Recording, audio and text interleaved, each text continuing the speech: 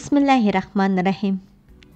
Dünyanın hər qaysı joylaridagi aziz qarindoshlarimizga Allohning bu go'zal salomini yo'llash bilan birga Tarixga nazar programmamizning 18-sonini anglashinglarni qizg'in qarshi olamiz.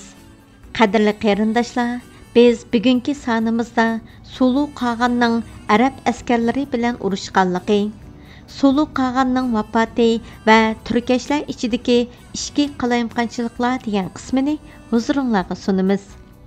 Yoqtirib anglashinglarni umid qilamiz. Mikrofon oldida qarindishinglar Qahira Qadiri.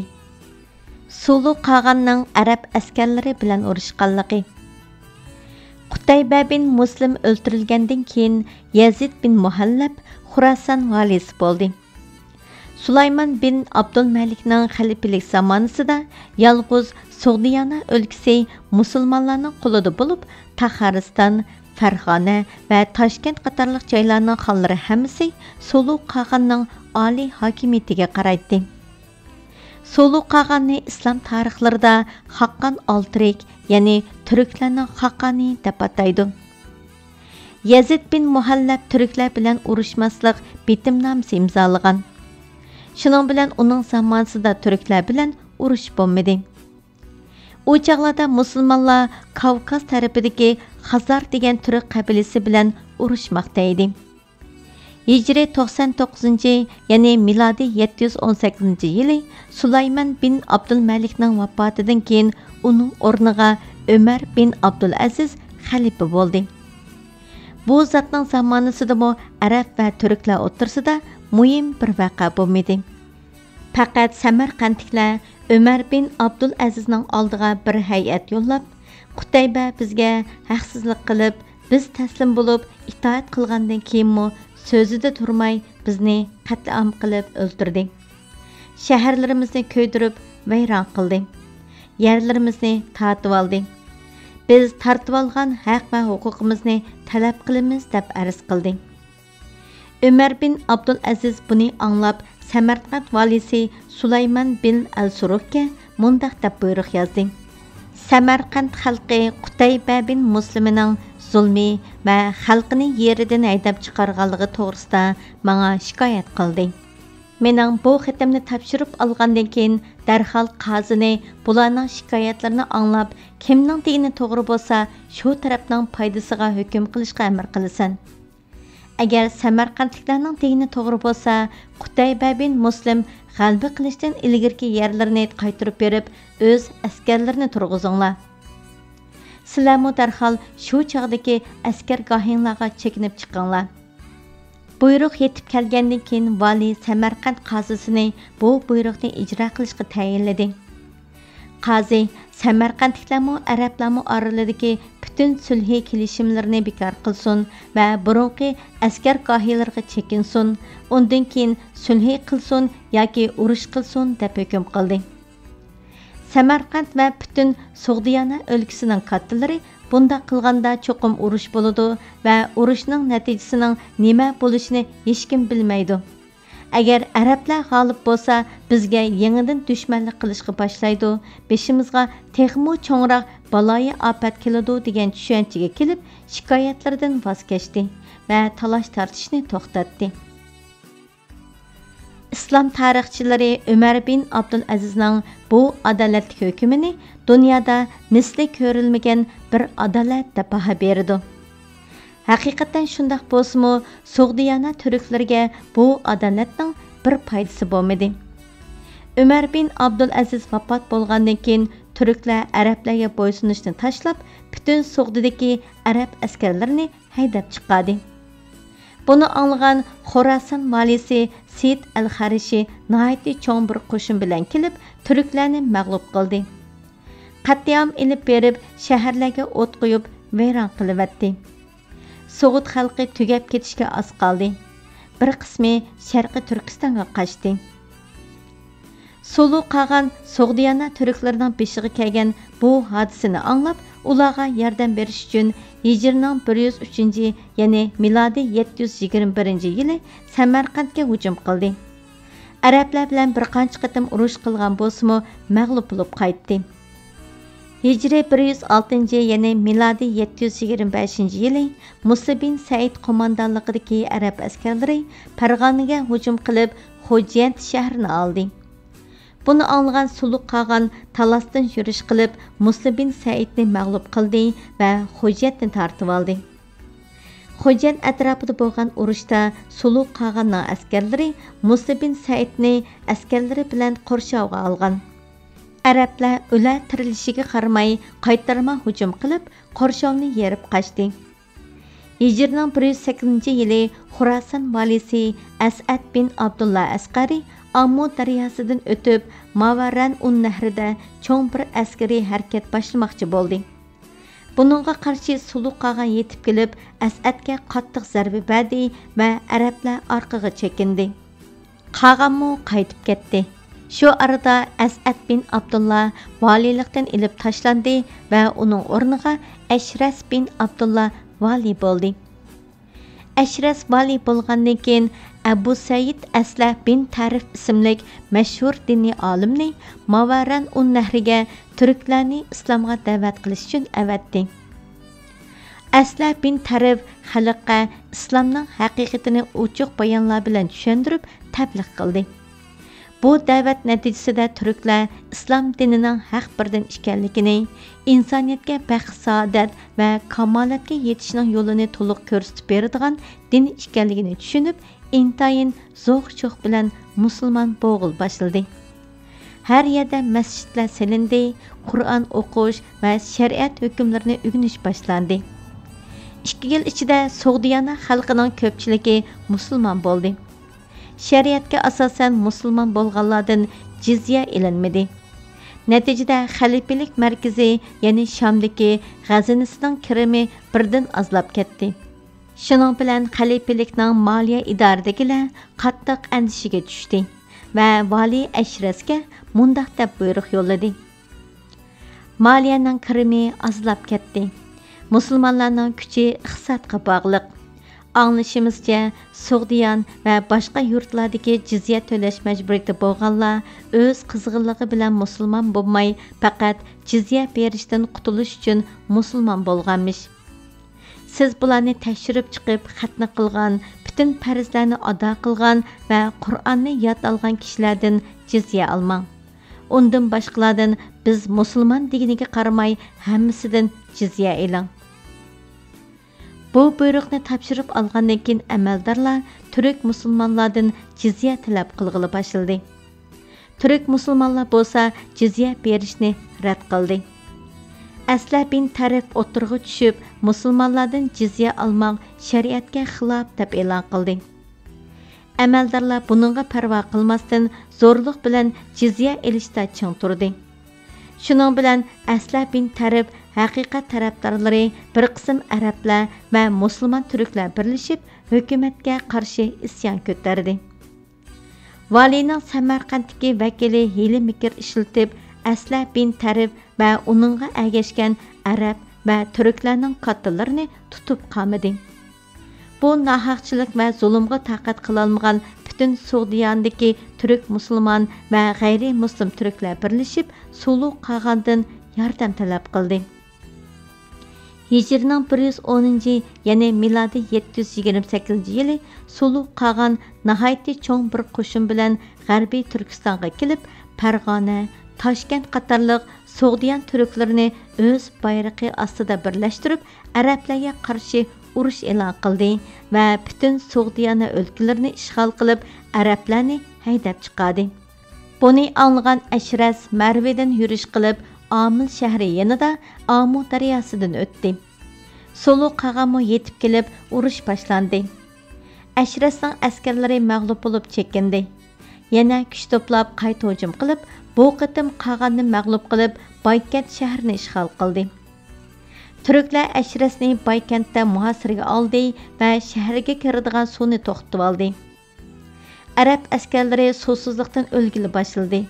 Shuning bilan arablar o'limni boshlariga ilib, qattiq bir hujum bilan muhosiradan chiqib, suvni qo'lga tushirdi va turklarni shahar atrofidan uzoqlashtirdi. Sulu qolgan arablarni G'arbiy Turkistondan chiqarish uchun Baykent va Samarqandni o'z holiga qo'yib, boshqa yo'l bilan Xurosonga hujum qilib, Xurosonning eng chong shahri bo'lgan Kamarcha shahrini muhosara qildi. Shahardagi musulmon turklar bilan arablar qattiq turib mudofaa qildi. Oxiri qolgan musulmonlarning shaharni tashlab chiqib ketishiga ma'qul bo'ldi. Yordamsiz qolgan musulmonlar shaharni tashlab chiqib ketdi. Undan keyin Ashras yana kelib, Kamarchini qaytarib olishga uringan bo'lsa-mu, muvaffaq bo'lolmadi. Kamarcha shahrini bir taraf shahar deb e'lon qilib, asirlarni almashtirib, har ikki taraf o'z markazlariga qaytdi. Shuning bilan yolg'iz Buxoro va Samarqand shaharlarla musulmonlarning qo'lida qilib, Farg'ona, Qorategin, Taxariston va Sug'diyananing ko'p qismi Sulu qolgan hukmronligi ostida qoldi.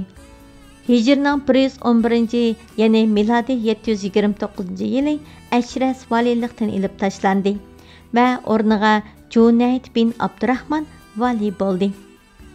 Junayd Hijri 111-yili Taxaristonga g'azot yurishi boshladi. Sulu qolgan buni anglab, darhol musulmonlarning qo'lidagi Samarqandga hujum qilib, qo'rshovga oldi. Samarqand amiri Savra bin al-Harqan turklarga kuchi yetmasligini chog'lab, Junayddan tez yordam talab qilib, qanotli xat avatdi. Junayd bu xabarni anglab, Taxaristonga yurish qilishni qo'yib, Samarqandga qarab mangdi. Samarqandga 4 farsax yo'l qolganda ikki taraf qo'shinlari uchrashib, urush boshlandi va Junayd askarlari bilan muhosaraga tushdi. Junayd Samarqand shahri ichida muhosirada qolgan Savra bin al-Harga turklarning orqa tarafidan tuyuqsiz chiqib, hujum qilishga amr qildi. Savra bir kecha 10 ming kishilik qo'shini bilan tuyuqsiz muhosirni bosib chiqib, turklarga orqa tarafdan hujum qildi. Turklar asosiy kuchini orqadan kelgan bu hujumga qaratganlik fursatidan foydalanib, Junayd muhosirdan qutuldi. Ammo Savra bin al-Harqan 10 ming askari bilan bu urushda shahid bo'ldi. Muhosirdan qutulgan Junayd Samarqandga kirib, kuchini to'plab mudofaada turdi. Bu vaziyatda Sulu qolgan Samarqandni qo'yib, Buxoroga hujum qilib, ishg'ol qildi.